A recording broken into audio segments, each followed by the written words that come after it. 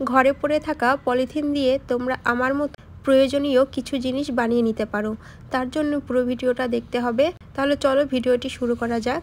তো আমি এই রকম একটা পলিথিন নিয়ে নিয়েছি। এটা হচ্ছে সাদা কালার পলিথিন, আর যেটা বানাচ্ছি সেটা বানানোর জন্য সাদা বা লাল এই দু কালারেরই নিতে পারো। তো আমি এখানে সাদা কালার নিয়েছি। যদি আমার ভিডিও ভালো লাগে লাইক কমেন্ট শেয়ার করে দেবে, আর যারা নতুন এখনও পর্যন্ত সাবস্ক্রাইব করোনি তারা অবশ্যই আমার চ্যানেলটিকে সাবস্ক্রাইব করে পাশে থাকা বেল আইকনটাকে প্রেস করে রাখবে। তো আমি এই যে এইভাবে কেটে নিলাম। কেটে নিয়ে একদিকের মুখটা ছাড়িয়ে নিচ্ছি।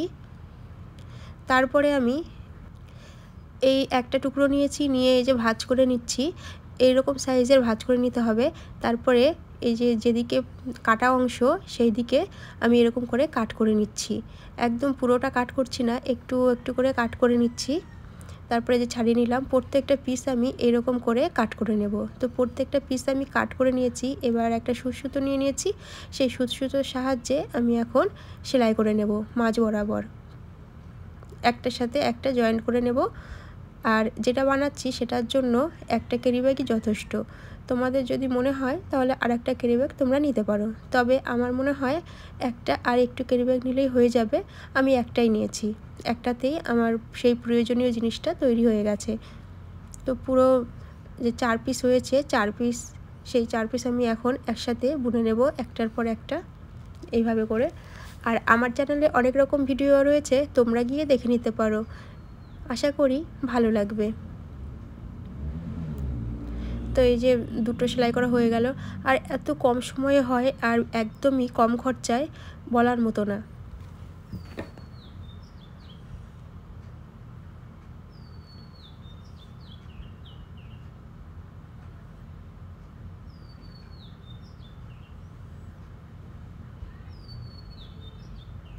তো প্রত্যেকটা পার্ট আমি সেলাই করে নিলাম।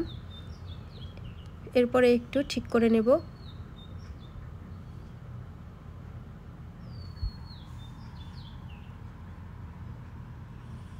এটা কিন্তু আমি বানালাম চুলের গাজরা। চুলের গাজরা বা এটা চুলে দিলে কিন্তু একদমই কেনা গাজরার মতো মনে হবে, ঘরে বানানো মনে হবে না। পরবর্তী আইডিয়া সেটা হচ্ছে একটা পলিথিন নিয়ে নিলাম। এই পলিথিনটাকে আমি কেটে নেব। এই সাইড পার্টটা আমি কেটে নিচ্ছি।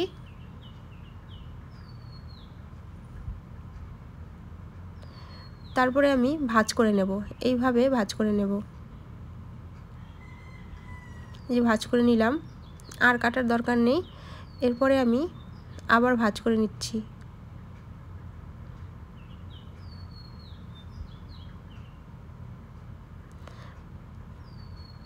এরপরে আমি সাইডটা কেটে নিলাম। আর এখানে আমার একটা পিন লাগবে, যে পিন মেরে নিলাম। তোমাদের কাছে যদি পেন মেশিন না থাকে তাহলে তোমরা সেলাইও করে নিতে পারো। এরকম করে আর একটা পিস আমি কেটে নেব সেম একইভাবে। আর একটা না, এগুলো আমি অনেকগুলো এরকম পার্ট বানিয়ে নেব, কারণ এই যে জিনিসটা বানাচ্ছি সেটা বানানোর জন্য আমার অনেকগুলো লাগবে। তো আমার কাছে কালো আর সাদা ছিল, সেই জন্য আমি কালো আর সাদা দিয়েছি। তোমরা যখন এই জিনিসটা বানাবে তখন তোমরা সাদা, লাল বা অন্য কালার দেবে, কালো কালার দেবে না। তো আমার কাছে কালো ছিল তাই আমি কালো দিয়েছি। তারপরে আমি এরকম রাউন্ড করে গোল করে কেটে নিচ্ছি। পুরো একদম কেটে নিতে হবে, কোনোখানে ভাঁজ থাকলে হবে না। তারপরে আমি কাঁচির সাহায্যে এরকম একটু একটু করে কাট করে নিচ্ছি, ঝিরিঝিরি করে, একদমই ঝিরিঝিরি করে।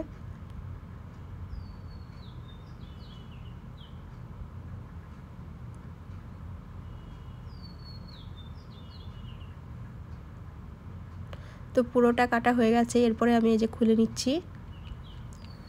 এটা কিন্তু একটা ফুল তৈরি হয়ে গেল।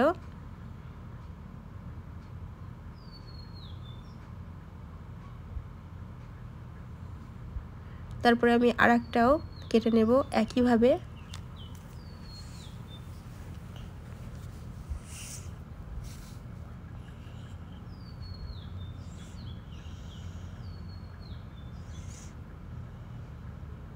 এই যে কেটে নিলাম, আবার এরকম করে ছাড়িয়ে নিচ্ছি পাট পাট। তো আমি অনেকগুলো করে নিয়েছি, মানে আরও আছে। তো আমি এবার সেলাই করে নেব।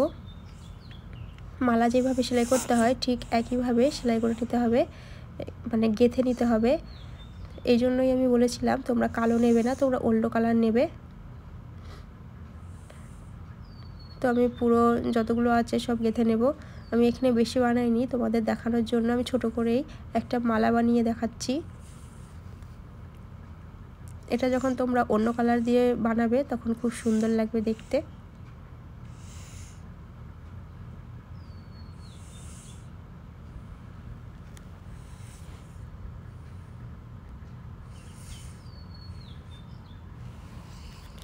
গিট দিয়ে দিলেই একটা মালা তৈরি হয়ে যাবে।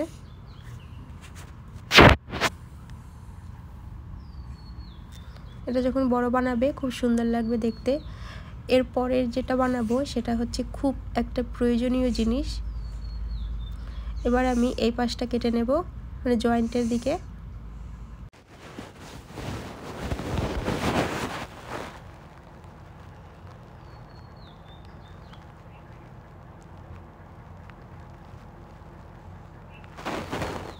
তারপরে আমি ওই পাশটাও কেটে নিলাম। এরপরে এই যে মাঝে এইভাবে করে একটু লাগানো থাকবে, এইভাবে করে কেটে নেব ঝিরি ঝিরি করে।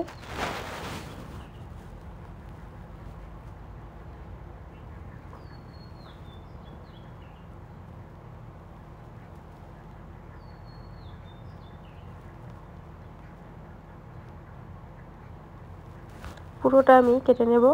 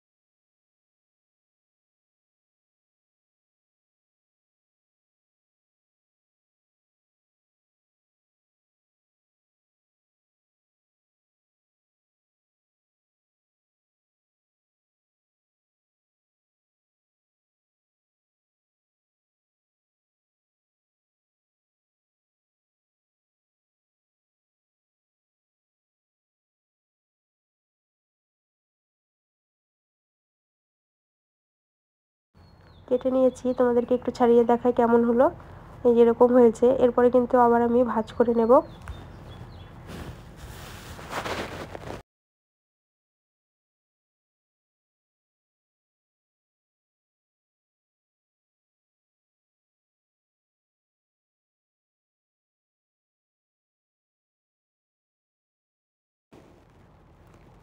তো এরকম একটা আমি বাঁশের লাঠি নিয়েছি, কঞ্চি বলি আমরা যেটাকে।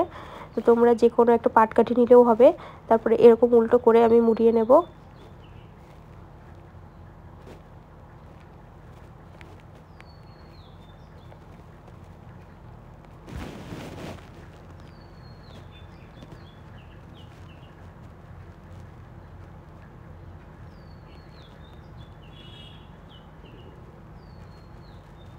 এরপরে সামনের দিকে নিয়ে নেব।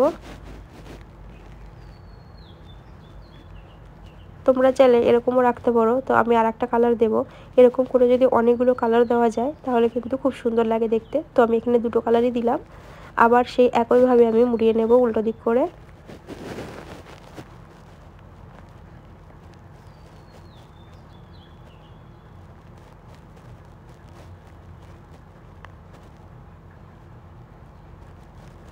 মুড়িয়ে ভালো করে বেঁধে নেব।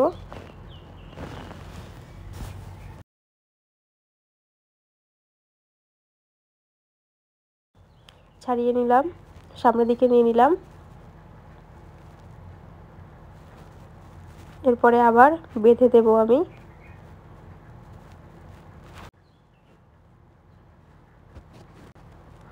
এরকম করে আমি বেঁধে দেব।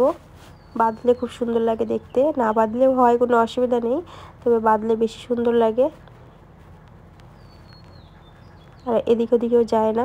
তো এটা কিন্তু আমি একটা ঝাড়ু বানালাম। কি হয়, একদম নিচু জায়গা, মানে এই যে সব নিচু জায়গাতে ঝাড় দেওয়ার অসুবিধা, মাকড়সার ঝুল পড়ে থাকে। তো সেইগুলো ছাড়ানোর জন্য এই জিনিসটা কিন্তু খুব প্রয়োজনীয়। আর কঞ্চিটা একটু বড় নিলে তোমরা খাটের নিচেও পরিষ্কার করতে পারবে, এইভাবে ঝুল ঝাড়তে পারবে।